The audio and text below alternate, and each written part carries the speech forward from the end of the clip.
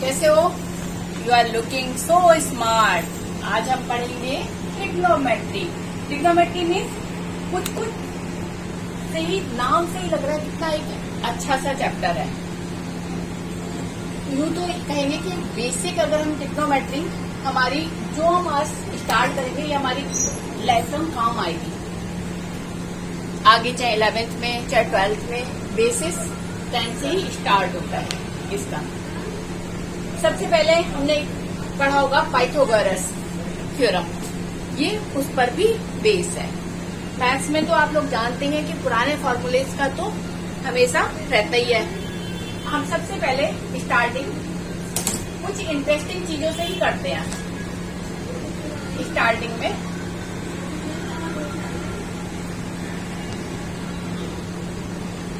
This is a right angle triangle at B, ठीक है। अगर ये बी पे राइट एंगल ट्रायंगल है, हम इसको बेस कह सकते हैं, इसको परपेंडिकुलर, इसको hypotenuse. For this angle C के लिए, only for this angle C के लिए, this is base, this is perpendicular, this is hypotenuse. But in case of angle A, अगर in case of angle A this is B and this is P, H remains the same, ठीक है।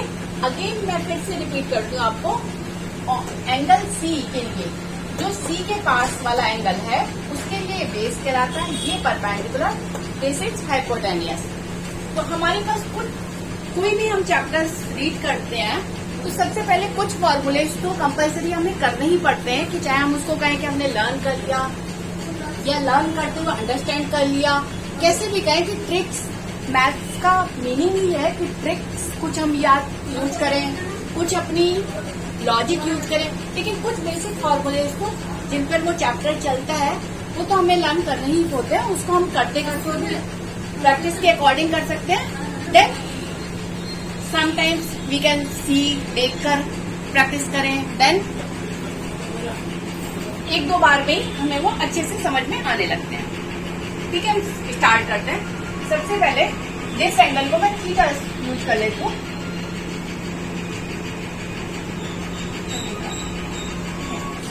First ratio है, first trigonometric ratio is sine theta. Sine theta equal to P upon H. This angle के लिए P is this and H is this. Cos theta, second ratio cos theta, P upon H. H always slant line होगी, H always slant line. It is tan theta. Third ratio is tan theta, P upon B. This is also sin theta upon cos theta. हम back में जाते हैं, अगर sign और cos को upon कर देंगे तो भी देखो पी, इन दोनों को अपॉन कर देते हैं, एच से H cancel, then P upon B आ जाएगा, ठीक है। Cot theta, B upon P, again cos theta upon sine theta, same cot theta, cos और साइन को अपॉन करेंगे तो B upon P, clear. Again 1 upon cot theta, 1 upon tan theta. Cot और tan भी आपस में रेसिप्रोकल है, यानी 10 इंटू कॉट इक्वल टू 1। 10 और कॉट कैसे हैं आपस में रेसिप्रोकल। अगर मैं यहाँ पर इसकी मेजर 3 कर दूं, इसकी मेजर 4 कर दें, इसकी मेजर 5, ठीक है। तो हमारे पास यहाँ से क्या आ रहा है, 3/5, इधर से सॉरी 4/5, 3/5, ठीक है। Again ratio sec theta, sec theta equal to H upon D यानी 1 अपॉन कॉस थीटा। सेक और कॉस आपस में रेसिप्रोकल होते हैं, सेक और कॉस को मिलाएंगे तो equal to 1 cosec theta. Last ratio is cosec theta.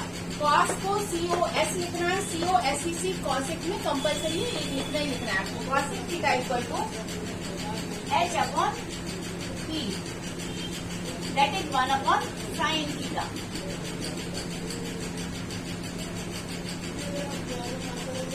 This case में हमने थीटा इधर रखा है। अगर मुझे सपोज करो साइन ए निकालना हो,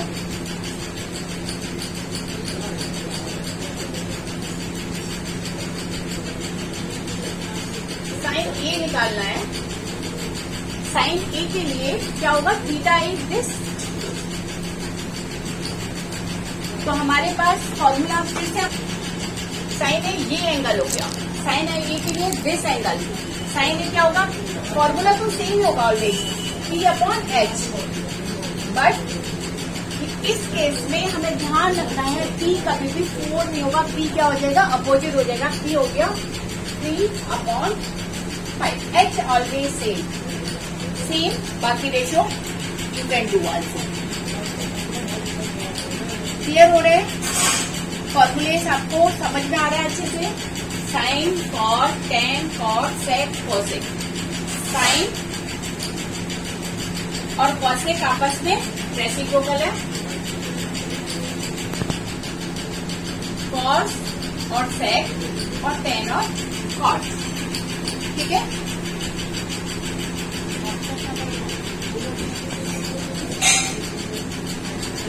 साइन ए इक्वल टू, हमें गिवन है sine A equal to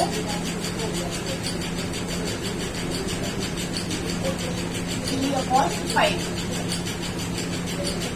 sign A equal to 3/5। Then find other trigonometric ratio.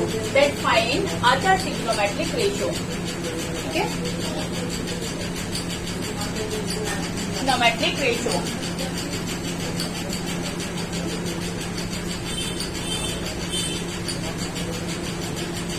जब भी साइन ए एंगल दिया हुआ है तो दैट मीन्स इस पॉइंट को हम राइट एंगल पर नहीं लिखेंगे। किसी भी ट्रायंगल में in triangle ABC sine A equal to 3/5, then find other trigonometric ratio.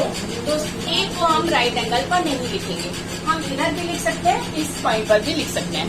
Generally अगर हमें फिगर गिवन नहीं है तो हम बेस पर ही लिखते हैं, तो हमें ठीक रहता है, क्योंकि हमें हैबिचुअल पड़ी होती है कि इसको बेस सपोज करने की। ठीक है, अगर क्वेश्चन के अकॉर्डिंग कुछ और है तो हम कुछ भी कर सकते हैं। देन अब हमारे पास दो तो बताए, we know sine A equal to P upon H। On comparing P equal to क्या है हमारे पास 3, H इक्वल टू 5। अब हमारे पास जो पाइथागोरस रेशियो है, पाइथागोरस रेशियो से क्या फॉर्मूला है, H square equal to E square plus B square. H 5 का square, B square 3 square plus B हमें कैलकुलेट करना है, B स्क्वायर। 5 square is 25। ये आप लोगों को अर्ली क्लासेस में सबको अच्छे से पता है, कोई प्रॉब्लम नहीं है। B square equal to 25 minus 9 16, that is B square है तो ये 4 का स्क्वायर है। B square equal to 4 square, B equal to 4 into 4, B equal to 4 आ गया। वो हम अगर अपना ट्रायंगल बनाते हैं यहाँ 4 लिख सकते हैं। ये हमारे पास P3 था, ये 5। अब हमारे पास तीनों वो आ गए PDH, तीनों फॉर्मूलेज हमारे पास क्लियर हो चुके हैं। ठीक है, अगर हमारे पास तीनों चीजें आ चुकी हैं तो हम चाहे साइन ए निकालें या साइन सी निकालें। अब हम फाइंड, मैंने क्वेश्चन इनकम्प्लीट ही करा था, find cos C tan A, cot A और sec c। ये मैंने क्वेश्चन दिया आपको, find cos c tan a cot a sec c। हमारे पास ये चारों में कैलकुलेट करना है, ठीक है। सबसे पहले हम सिंपल ए वाले निकालते हैं। सबसे पहले tan a इक्वल टू, क्योंकि हमारा ए बेस पे है तो सबसे पहले हम बेस वाले को निकालेंगे, तो हमें इजी पड़ता है कोई भी चीज निकालने के लिए। tan a equal to formula हमारा अभी अभी आप लोग बैक में देख सकते हैं, जैसे भी आप मैं लिख रही हूँ यहाँ पर, चाहे तो देख सकते हो सर। p अपॉन b, ठीक है। p हम पहले ही लिख चुके हैं, 3b4, हमारे पास tan a आ चुके हैं। cot a निकालने के दो मेथड है, 1 अपॉन tan a भी कर सकते हैं हम, या हमारे पास है b अपॉन p कर दिया, दैट इज 4 अपॉन 3। अब हमारे पास जो प्रॉब्लम आती है वो आती है cos c निकालने में। cos c निकालने के लिए हमारे पास दो तरीके हैं, या तो हमारी अंडरस्टैंडिंग इतनी हो जाए कि c ऊपर लटक रहा हुआ है, ठीक है, नीचे नहीं है। cos c निकालने के लिए या तो हम ट्रायंगल अपना रिपीट कर लें दोबारा से, ये तो b फिक्स है, इसको c कर लें, इसको a कर लें, ठीक है। इस सी बेस पे करने में हमारा क्या है, ये तो 5 है, ये अब 3 हो गया और ये 4, ठीक है। या हम खुद से सोच सकते हैं कि हम सी पर कुछ समय बाद आप लोग सेकंड ट्रायंगल नहीं बनाएंगे, और मैं तो कहती हूँ नहीं भी बनाना चाहिए, क्योंकि जितना हम लॉजिक इस्तेमाल करते हैं उतना ही हमारे लिए ब्रेन हमारा डेवलप होता है। लेकिन अगर नहीं क्लियर हो रहा है तो बेटर है कि हम सी को बेस पे ले आए, ठीक है। cos c क्या फॉर्मूला तो आपको मैंने बताया पहले से, आप पीछे से बैक से देख सकते हैं, फिर भी मैं इस समय लिख रही हूँ b upon h। Formula always same होता है, सी बोले ए बोले, कोई सा भी एंगल बोले, कोई सा भी थीटा बोले, कुछ भी बोले, हमेशा b अपॉन h। सी पास में या बेस पर ही लटका हुआ है, तो बेस ये है ही 3 upon 5। Slant line always h होती है, सिर्फ इसमें और इसमें चेंज होता है, 3 अपॉन h। sec c मैंने बताया था, sec और cos ऑलवेज अपोजिट होते हैं एक दूसरे के, तो हम इसको भी 1 अपॉन cos c कर सकते हैं, या इसका फॉर्मूला लिख लें h अपॉन b, जैसे भी करें। ये आ गया हमारा 5 अपॉन 3। तो एक एक्सरसाइज से रिलेटेड कुछ आगे कराया है, अभी सेकेंड एक्सरसाइज से रिलेटेड कुछ कराऊंगी, क्योंकि वजह ये होती है कि हम एक के बाद अगर एक ही टाइप के क्वेश्चंस करते रहते हैं तो बच्चों को एक जैसे से लगते हैं। जब तक वो खुद प्रैक्टिस नहीं करते उसके 2-3 क्वेश्चंस, तो उनको अंडरस्टैंड वो नहीं कर सकते। तो सेकेंड एक्सरसाइज में लेकिन कुछ और फॉर्मूले, जब भी हम कुछ नया चेंज करते हैं तो हम पहले तो सबसे पहले इसमें यही प्रॉब्लम आती है कि इसमें फॉर्मूलेज तो हैं,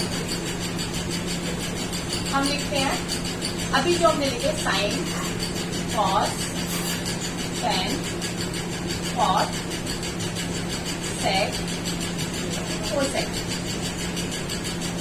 यहाँ 0 एंगल, 30, 45, 60, 90।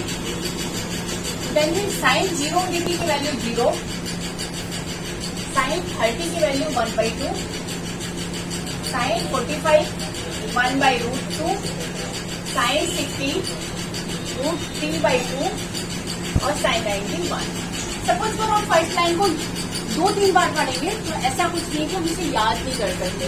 sin 0 0, sin 30 1/2, ऐसा कुछ नहीं कि हम इसे याद नहीं कर सकते।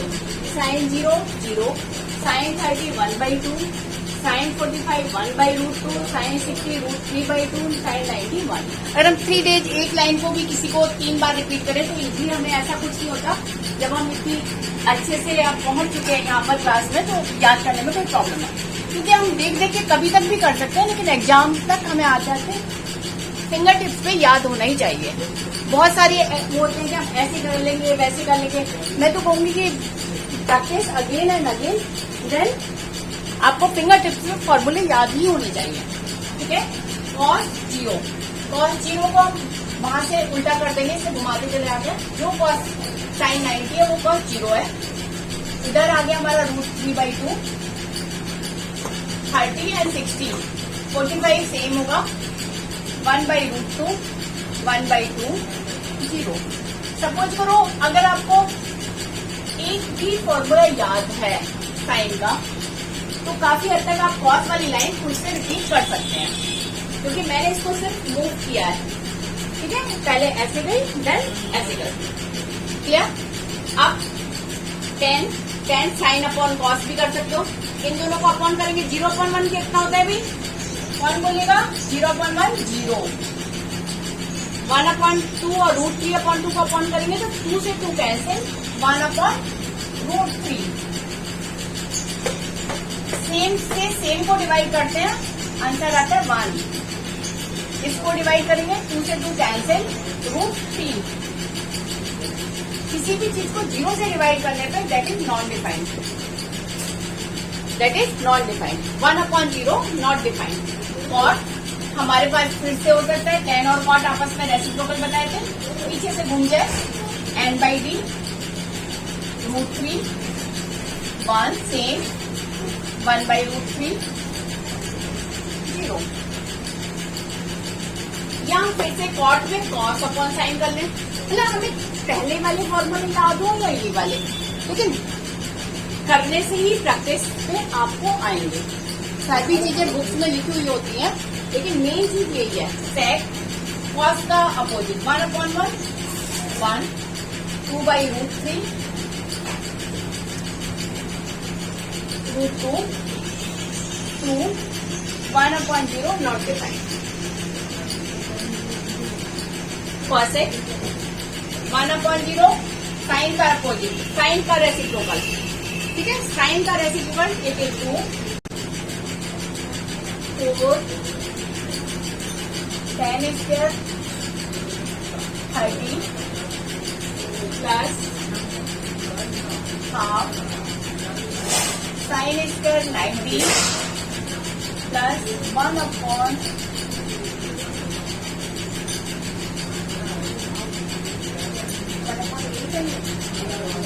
cot square 60।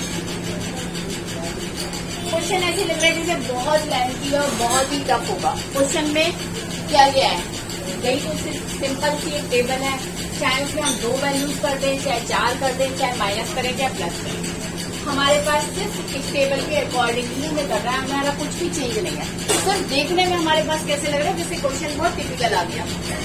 अदरवाइज क्वेश्चन कितना सिंपल है, हमें वैल्यूज लर्न है फिंगर टिप्स पे, then we can do. Sine square 30, sine 30 1/2, 1/2 cos square 45, cos 45 अभी मैंने रिमूव नहीं किया यहाँ से, तो आप देख सकते हैं 1/√2 square plus 4, tan square 30, 1/√3 square plus 1/2, 1 का स्क्वायर प्लस 1/8, 1/√3 स्क्वायर। ठीक है, आप देखो cos 45 this is 1/√2, tan 30 1/√3, sin 90 remove कर दिया था अभी 1, और cot 60 1/√3। क्लियर? सिर्फ हमें इसे सॉल्व करना है। ये क्वेश्चन यहाँ से हमारी किस में चला गया, एक तरीके से प्रीवियस क्लास वाला। तो ऐसा कुछ नहीं है, लेकिन फिर भी कुछ बच्चों को अगर पहले नहीं आया तो वो ध्यान से सुने। 1/2 का स्क्वायर 1/2 इंटू 1/2, 1/4 लिखती हूँ मैं इसको।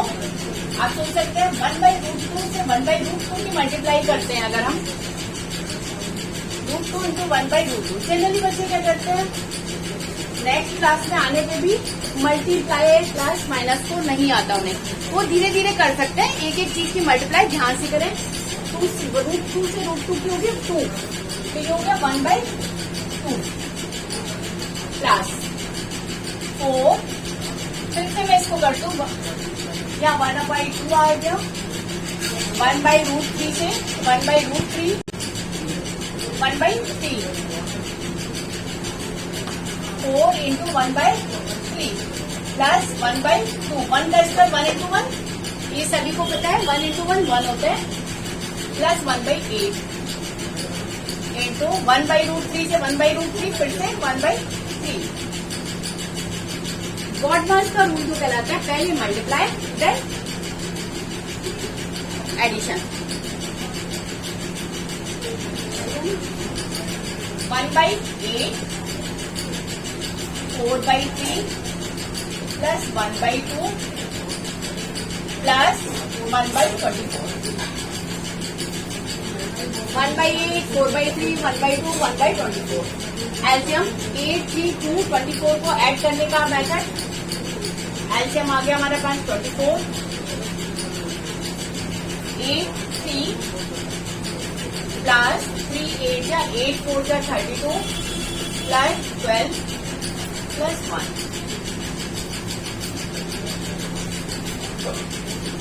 देन प्लस करेंगे और अपॉन कर देंगे।